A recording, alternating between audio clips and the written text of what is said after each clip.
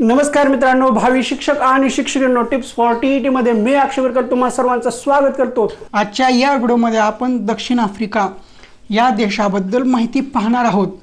आता आपण जो काही जगाचा भूगोल ही 20 व्हिडिओची सिरीज केलेली आहे, म्हणजे या 20 व्हिडिओच्या माध्यमातून आपण जगाचा संपूर्ण भूगोल पाहणार आहोत। त्याच्यामध्ये आशिया, आफ्रिका, ऑस्ट्रेलिया, अंटार्क्टिका, उत्तर अमेरिका आणि दक्षिण अमेरिका आणि युरोप अशा 7 खंडांची माहिती व इतर देश असे करून 20 व्हिडिओची सिरीज आहे। या 20 व्हिडिओच्या माध्यमातून आपण संपूर्ण जगाचा भूगोल पूर्ण करणार आहोत।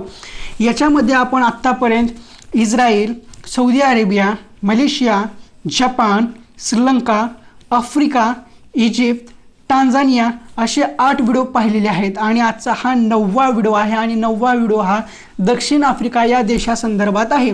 तर आता आपण दक्षिण आफ्रिका देशाची सविस्तर माहिती प्रश्न उत्तराच्या माध्यमातून पूर्ण करू। दक्षिण आफ्रिका हा देश कोठे आहे? दक्षिण आफ्रिका हा देश कोठे आहे? तर दक्षिण आफ्रिका हा देश आफ्रिका खंडाच्या दक्षिण भागात आहे, म्हणूनच त्याला दक्षिण आफ्रिका असे सुद्धा म्हणतात। दक्षिण आफ्रिका कशासाठी प्रसिद्ध आहे? दक्षिण आफ्रिका कशासाठी प्रसिद्ध आहे? तर सोने, हिरे या खनिजांसाठी व प्राणी संपत्तीसाठी प्रसिद्ध आहे। दक्षिण आफ्रिका कशासाठी प्रसिद्ध आहे? सोने, हिरे या खनिजांसाठी व प्राणी संपत्तीसाठी प्रसिद्ध आहे। दक्षिण आफ्रिका देशाच्या शेजारी असलेल्या देशांची नावे। आता दक्षिण आफ्रिकेच्या शेजारी कोणकोणते देश आहेत? तर Namibia, Botswana, Zimbabwe, Mozambique, Switzerland. दक्षिण आफ्रिका देशांच्या शेजारी असलेले देश कोणकोणते? नामिबिया, बोट्स्वाना, झिम्बाब्वे, मोझाम्बिक आणि स्वित्झर्लंड। आता दक्षिण आफ्रिका देशाच्या पूर्वेस व पश्चिमेस कोणते महासागर आहेत? दक्षिण आफ्रिका देशाच्या पूर्वेस व पश्चिमेस कोणते महासागर आहेत? तर दक्षिण आफ्रिका देशाच्या पूर्वेस हिंदी महासागर आणि पश्चिमेस अटलांटिक महासागर आहे। दक्षिण आफ्रिका देशाच्या पूर्वेस हिंदी महासागर व पश्चिमेस अटलांटिक महासागर आहे। एक स्वतंत्र देशाला दक्षिण आफ्रिकेने चारही बाजूंनी वेढले आहे, त्या देशाचे नाव काय? प्रश्न महत्त्वाचा आहे। एका स्वतंत्र देशाला दक्षिण आफ्रिकेने चारही बाजूंनी वेढलेले आहे, म्हणजे चारही बाजूने दक्षिण आफ्रिकेच्या सीमा लागतात, तर त्या देशाचे नाव काय? तर लेसोथो। लेसोथो। आता लेसोथो हा जो देश आहे हा एक स्वतंत्र देश आहे आणि या लेसोथो या स्वतंत्र देशाला दक्षिण आफ्रिकेने चारही बाजूंनी वेढले आहे। दक्षिण आफ्रिका व झिम्बाब्वे देशाच्या सीमेवरून कोणती नदी वाहते? आता झिम्बाब्वे हा दक्षिण आफ्रिकेचा शेजारचा देश आहे, म्हणून दक्षिण आफ्रिका व झिम्बाब्वे देशाच्या सीमेवरून कोणती नदी वाहते? तर लिम्पोपो नदी वाहते। दक्षिण आफ्रिका व झिम्बाब्वे देशाच्या सीमेवरून कोणती नदी वाहते? तर लिम्पोपो नदी वाहते। दक्षिण आफ्रिका देशातील सरोवर कोणते? दक्षिण आफ्रिका देशातील सरोवर कोणते? तर वाल सरोवर हे दक्षिण आफ्रिका देशातील सरोवर आहे। वाल सरोवर हे दक्षिण आफ्रिका देशातील सरोवर आहे। ग्रेट कारू पर्वत कोठे आहे? ग्रेट कारू पर्वत कोठे आहे? तर दक्षिण आफ्रिकेत आहे। ग्रेट कारू पर्वत हा दक्षिण आफ्रिकेत आहे। दक्षिण आफ्रिका देश कोणत्या कटिबंधात येतो? दक्षिण आफ्रिका हा देश कोणत्या कटिबंधात येतो? तर समशीतोष्ण कटिबंधात येतो। दक्षिण आफ्रिका देश हा समशीतोष्ण कटिबंधात येतो। वेंगुला हे काय आहे? वेंगुला हा शीतप्रवाह पश्चिम किनाऱ्याजवळून जातो। वेंगुला हा शीतप्रवाह असून तो पश्चिम किनाऱ्याजवळून जातो। दक्षिण आफ्रिकेतील गवताळ कुरणांसाठी काय प्रसिद्ध आहे? दक्षिण आफ्रिकेतील गवताळ कुरणांसाठी काय प्रसिद्ध आहे? तर व्हेल्ड पठार। व्हेल्ड हे दक्षिण आफ्रिकेतील पठार आहे आणि ते गवताळ कुरणांसाठी प्रसिद्ध आहे। केपटाऊन जवळ कोणते वृक्ष आढळतात? केपटाऊन जवळ ऑलिव्ह, स्प्रूस, पाईन इत्यादी वृक्ष आढळतात। केपटाऊन जवळ कोणते वृक्ष आढळतात? तर ऑलिव्ह, स्प्रूस, पाईन इत्यादी वृक्ष आढळतात। बबून्स हा कसा प्राणी आहे? तर बबून्स हा उभयहारी प्राणी आहे. दक्षिण आफ्रिका कशासाठी प्रसिद्ध आहे? तर दक्षिण आफ्रिका हा सोन्यांच्या खाणीसाठी प्रसिद्ध आहे. दक्षिण आफ्रिका देशात शेतीला काय स्थान आहे किंवा दक्षिण आफ्रिका देशात शेतीला कसे स्थान आहे? तर दुय्यम स्थान आहे.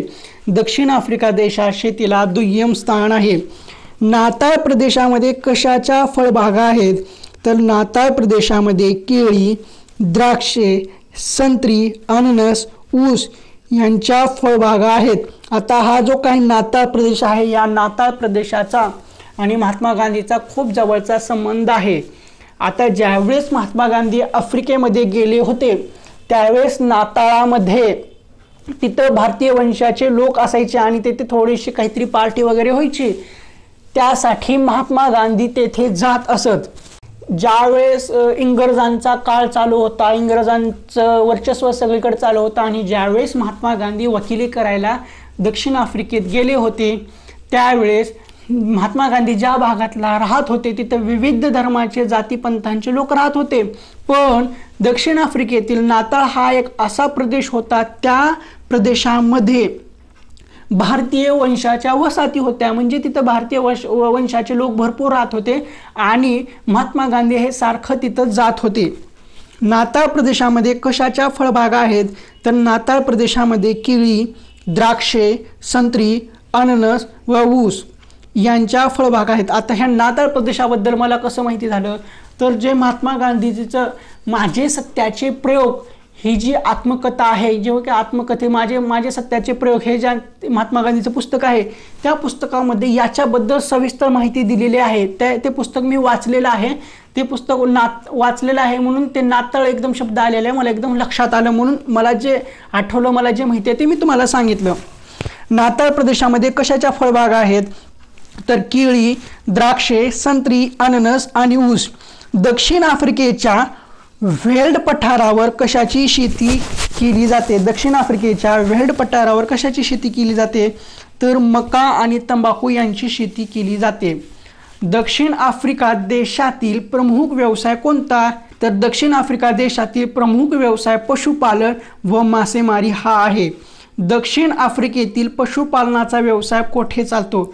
दक्षिण आफ्रिकेत पशुपालनाचा व्यवसाय कोठे चालतो? तर व्हेलच्या पठारावरील विस्तीर्ण गवताळ प्रदेशात. व्हेलच्या पठारावरील विस्तीर्ण गवताळ प्रदेशात दक्षिण आफ्रिकेत पशुपालनाचा व्यवसाय चालतो. फ्लॅक्टन हे काय आहे? फ्लॅक्टन हे काय आहे? तर भूखंड मंचावर आढळणारे फ्लॅक्टन हे माशांचे आवडते खाद्य आहे. भूखंड मंचावर आढळणारे फ्लॅक्टन हे माशांचे आवडते खाद्यपदार्थ. आता हे जे काय फ्लॅक्टन आहे ते फ्लॅक्टन भूखंड मंचावर आढळते आणि हेच फ्लॅक्टन माशांचे आवडते खाद्यपदार्थ आहे. दक्षिण आफ्रिकेतील माशांचे प्रकार कोणते? आता जे काही देश आहेत प्रत्येक देशामध्ये प्रत्येक खंडामध्ये वेगवेगळे मासे आढळते आणि ते माशांचे वेगवेगळे प्रकार आहेत. तसंच दक्षिण आफ्रिकेमधील माशांचे प्रकार कोणते? तर मॅक्रेल आणि सार्डिन. मॅक्रेल आणि सार्डिन असे देतात. मॅक्रेल आणि सार्डिन हे काय आहेत? तर हे दक्षिण आफ्रिकेतील माशांचे प्रकार आहेत. दक्षिण आफ्रिका काय आयात करतो? दक्षिण आफ्रिका काय आयात करतो? तर उद्योगांना लागणारी यंत्रसामग्री, वाहतुकीची साधने, धातू इत्यादी आयात करतो. दक्षिण आफ्रिका काय निर्यात करतो? सोने, हिरे, खनिजे, लोकर, हवाबंद मासे, मका, फळे इत्यादी. आता दक्षिण आफ्रिका काय निर्यात करतो?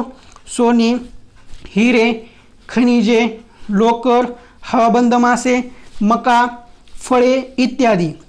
आता दक्षिण आफ्रिकेत पूर्वे कोठे भारतीयांच्या वसाहती होता? तर नाताळ प्रदेशात. मग आम्ही नाताळचा उल्लेख आला होता त्यावेळेसच सांगितलं होतं आणि त्याच्यावरच आधारित हा प्रश्न आलेला आहे. दक्षिण आफ्रिकेत पूर्वी कोठे भारतीयांच्या वसाहती होत्या? तर नाताळ प्रदेशात. आता दक्षिण आफ्रिकेत महात्मा गांधीजींचे स्मारक कोठे आहे? नाताळ भागात. आता दक्षिण आफ्रिकेमध्ये महात्मा गांधीजींचे स्मारक का आहे? तर महात्मा गांधीजींनी दक्षिण आफ्रिकेमध्ये खूप मोलाचं योगदान दिलेलं आहे आणि खूप बहुमूल्य कामगिरी केलेली आहे. तिथल्या लोकांना, जे काही लोक होते त्यांना गरिबीतून बाहेर काढलेलं आहे आणि तिथल्या लोकांसाठी महात्मा गांधी हे लढले होते म्हणून, आणि त्यातल्या त्यात जो काही नाताळ प्रदेश आहे त्या नाताळ प्रदेशामध्ये पूर्वी भारतीयांची वसाहती खूप होत्या, त्याचमुळे नाताळ या प्रदेशामध्ये महात्मा गांधीजींचे स्मारक आहे. आणि नाताळ हा प्रदेश दक्षिण आफ्रिकेत आहे. दक्षिण आफ्रिकेतील नाताळ या प्रदेशात आता आफ्रिका या खंडामध्ये दक्षिणेकडे जो देश आहे दक्षिण आफ्रिका, या दक्षिण आफ्रिकेमध्ये नाताळ या प्रदेशात महात्मा गांधीजींचे स्मारक आहे आणि या स्मारकाला भेटण्यासाठी पर्यटक आवर्जून येतात.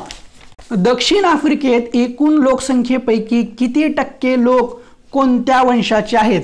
आता दक्षिण आफ्रिकेतील एकूण लोकसंख्येपैकी 76% लोक हे निग्रोइड वंशाचे आहेत. म्हणजे जे काही निग्रो म्हणतात ना, हे दक्षिण आफ्रिकेतील आहेत आणि त्यातल्या त्या 76% लोक हे निग्रोइड वंशाचे आहेत.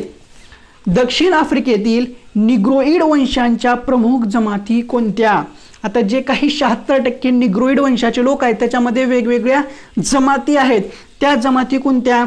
हौसा, आपली हौसा नाही, आपली हौसाबाई नाही, ही हौसा नावाची एक जमात आहे.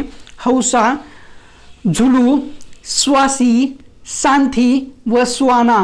आता तुम्ही हे गुगल करा किंवा यूट्यूब करा, तुम्हाला याच्याबद्दल सविस्तर माहिती मिळून जाते. हौसा टाका, हौसा जमात म्हणून टाका किंवा झुलू जमात म्हणून टाका किंवा स्वाझी जमात म्हणून टाका किंवा सोथी जमात म्हणून टाका किंवा स्वाना म्हणून जरी टाकला तर तुम्हाला गुगल बाबासुद्धा सांगेल किंवा यूट्यूबवाले बाबासुद्धा तुम्हाला सांगतील. दक्षिण आफ्रिकेत कोणत्या अधिकृत भाषा मानल्या जातात? दक्षिण आफ्रिकेत कोणत्या अधिकृत भाषा मानल्या जातात? तर इंग्लिश व आफ्रिकन ह्या अधिकृत भाषा मानल्या जातात. दुसरी वसुंधरा परिषद कोठे व कधी भरली? दुसरी वसुंधरा परिषद ही जोहान्सबर्ग येथे 2002 साली भरली होती. आता ह्या वसुंधरा परिषदेहून मला एक आठवलं की पहिली वसुंधरा परिषद कधी भरली असेल? आता दुसरी वसुंधरा परिषद तर ही 2002 साली दक्षिण आफ्रिकेतील जोहान्सबर्ग येथे भरली. पण पहिली वसुंधरा परिषद कुठे भरली असेल? तर पहिली वसुंधरा परिषद ही 1992 साली ब्राझील या देशामध्ये, ब्राझील या देशातील रिओ डी जानेरी येथे भरली. पहिली वसुंधरा परिषद 1992 साली ब्राझीलमध्ये रिओ डी जानेरी या भागात, आणि दुसरी वसुंधरा परिषद 2002 साली दक्षिण आफ्रिकेतील जोहान्सबर्ग येथे. दक्षिण आफ्रिकेच्या उत्तर सीमेला कोणता देश आहे? दक्षिण आफ्रिकेच्या उत्तर सीमेला झिम्बाब्वे हा देश आहे. तर हे होते दक्षिण आफ्रिकेवरले महत्त्वाचे 31 प्रश्न उत्तरे. आणि ह्या 31 प्रश्न उत्तरे नव्हते, तर ह्याच्यामध्ये आपण मिक्स कॉम्बिनेशन केलं होतं. जवळपास 50-60 प्रश्न असल्यासारखे आहेत आणि मी तुम्हाला थोडीफार एक्स्ट्रा माहिती सुद्धा सांगितलेली आहे. तर आजच्या या व्हिडिओमध्ये एवढंच. शिक्षक अभियोग्यता व बुद्धिमत्ता चाचणी किंवा टेट परीक्षा म्हणजे शिक्षक भरती या दृष्टिकोनातून आपण महत्त्वपूर्ण नोट्स उपलब्ध करून दिलेले आहेत. या नोट्सचा तुम्ही आत्तापर्यंत फायदा घेतला नसेल तर ते घेऊ शकता. आता ह्या नोट्स कोणत्या कोणत्या आहेत? जी की आता पहिली नोट्स आहे संपूर्ण ते परिपूर्ण मानसशास्त्र, हे 30 मार्काला आहे. शिक्षक अभियोग्यता व बुद्धिमत्ता चाचणीसाठी 30 मार्काला विचारलं जातं. आणि ह्या मानसशास्त्राच्या नोट्स एकदम परिपूर्ण आहेत. ह्या नोट्सच्या बाहेर परीक्षेमध्ये प्रश्न येणार नाहीये. ह्या PDF ची किंमत आहे 551 रुपये. जर तुम्ही माझ्याकडून अगोदर मानसशास्त्राची एक PDF घेतली असेल 5 मार्काची 51 रुपयाला, तर तुमच्यासाठी किंमत आहे 501 रुपये. आणि एक गोष्ट लक्षात घ्या, ह्या नोट्स अशा आहेत एकदम पैसा वसूल नोट्स आहेत. ह्या नोट्स तुम्हाला नोकरी लावून देऊ शकतात. आता हे झालं मानसशास्त्र. त्यानंतर आहे आधुनिक तंत्रज्ञान, जे की 3 मार्काला 2017च्या टेट परीक्षेला विचारलं गेलं होतं. म्हणजे प्रत्येक पेपरमध्ये 3 मार्काला आधुनिक तंत्रज्ञान विचारलं गेलं होतं. आणि आता आधुनिक तंत्रज्ञान, कॉम्प्युटर नोट्स किंवा माहिती संप्रेषण, इन्फॉर्मेशन टेक्नॉलॉजी ह्या नावाने जे आधुनिक तंत्रज्ञान ओळखलं जातं, ह्या नोट्सची PDF ची किंमत आहे 51 रुपये. आणि जी काही आपली जगाचा भूगोल ही 20 व्हिडिओची सिरीज चालू आहे, ह्या 20 व्हिडिओच्या सिरीजमध्ये आपण प्रत्येक व्हिडिओमध्ये 31 प्रश्न पाहत असतो. पण ह्या 31 प्रश्नाच्या व्यतिरिक्त प्रत्येक चॅप्टरमध्ये 1.5 पानाचे एक्स्ट्रा इन्फॉर्मेशन आणि 20 चॅप्टर झाल्यानंतर जवळजवळ 10 ते 15 पेजची आणखी एक्स्ट्रा इन्फॉर्मेशन आहे. सर्व एक्स्ट्रा इन्फॉर्मेशन ह्या PDF मध्ये मिळून जाते. कशामध्ये? जगाचा भूगोल या नोट्समध्ये. त्याची किंमत सुद्धा फक्त आहे 51 रुपये. आणि शेवटची PDF आहे 3री ते 8वीचं जुनं विज्ञान, त्याची किंमत आहे 51 रुपये. आता यातील संपूर्ण ते परिपूर्ण मानसशास्त्र, आधुनिक तंत्रज्ञान, जगाचा भूगोल आणि 3री ते 8वीचं जुनं विज्ञान हे 100% टेट परीक्षेसाठी उपयुक्त आहेत, म्हणजे उपयुक्त आहेत. आणि त्यातल्या त्यात 3री ते 8वीचं जुनं विज्ञान आणि जगाचा भूगोल हे TET परीक्षेला आणि इतर परीक्षेसाठी सुद्धा उपयोगात्मक आहेत. आता ह्या सर्व नोट्स घ्यायच्या कशा, तर खाली तुम्हाला 2 नंबर दिसत आहेत, 89, 99, 65, 38, 15, 99, 70, 96, 11, 44. आता हे जे 2 नंबर आहेत, ह्या 2 नंबरपैकी तुम्ही कोणत्याही नंबरवर फोनपे करा, गुगल पे करा. पेमेंट सक्सेसफुल झाल्यानंतर त्याचा स्क्रीनशॉट घ्या आणि ह्याच नंबरवर व्हॉट्सअपला सेंड करा आणि तुम्हाला विदिन मिनिटामध्ये PDF मिळून जाईल. आता ह्या सर्वच्या सर्व जर नोट्स जर तुम्हाला पाहिजे असतील तर ते 701 रुपयामध्ये मिळून जातील. जर तुम्हाला असं सेपरेट नोट्स पाहिजे असतील तर तुम्हाला जी नोट्स पाहिजे, ज्या नोट्सची PDF पाहिजे त्याची पेमेंट करा. पेमेंट झाल्यानंतर स्क्रीनशॉट व्हॉट्सअपला सेंड करा आणि जी नोट्स पाहिजे ते सांगा, तुम्हाला त्याची PDF मिळून जाईल. आणि सर्वात महत्त्वाची नोटीस किंवा सर्वात महत्त्वाची सूचना, आता तुम्ही विचार करत असाल नोट्सची किंमत खूप आहे, तर एकदम आहे, पण खालच्या नोट्ससुद्धा एकदम कमी ह्याच्यामध्ये दिलेल्या आहेत. पण आता जे मानसशास्त्राचे नोट्स आहेत ते एकदम रेअर आहेत. तशा नोट्स तुम्हाला कुठल्याही क्लासेसमध्ये 10,000 घाला, 20,000 घाला, 50,000 घाला मिळणार नाहीत. एकदम महत्त्वपूर्ण नोट्स आहेत, एकदम रेअर नोट्स आहेत. आता त्याच्यापैकी सर्वात महत्त्वाची सूचना, आता तुम्ही विचार करत असाल की आम्ही 4-4 जण 10-15 जण गोळा होतो, 10-10, 20-20 रुपये गोळा करतो आणि तुम्हाला सेंड करून नोट्स घेतो आणि ते नोट्स घेतल्यानंतर आम्ही बाकीच्या मित्रमैत्रिणीला शेअर करतो. तर तसं केलात तर याच्यात तुमचंच नुकसान होणार आहे. कारण ह्या ज्या काही नोट्स आहेत ह्या प्रत्येक नोट्सच्या PDFला आपण पासवर्ड प्रोटेक्शन दिलेलं आहे, जेणेकरून तुम्ही त्या नोट्स कुणालाही शेअर करू शकणार नाहीत. आता का शेअर करू शकणार नाहीत, आता शेअर केलं तर काय होईल, शेअर केलं तर फाईल करप्ट होऊ शकते. ती फाईल करप्ट झाल्यानंतर त्या नोट्स दिसू शकणार नाहीत, म्हणून आपण त्याला पासवर्ड प्रोटेक्शन टाकलेलं आहे.